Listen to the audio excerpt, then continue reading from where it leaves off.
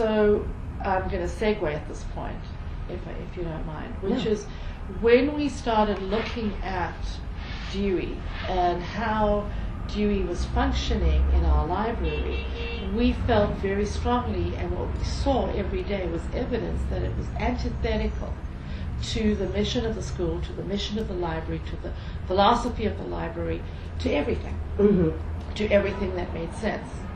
So you go into a kindergarten classroom and you see, bins that are labeled in child-friendly ways at child-friendly heights, so that kids, when they need a pair of scissors or they need a pen or whatever, then a marker or whatever, can go and get their own and then put it back. They know where it goes.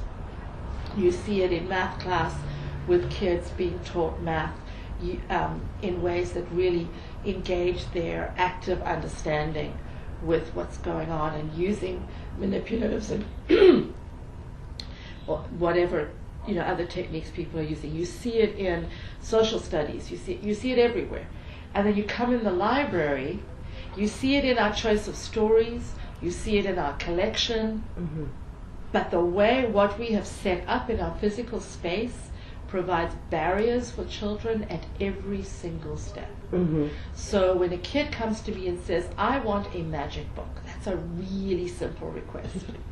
And I have to say to that kid, that book is at 793.8, right? And that kid is 8 years old. Kid doesn't know anything about a decimal point, doesn't know anything about what this is, right? I can teach it ad infinitum. But the truth is that 8-year-old is still going to need help finding that book at 793.8.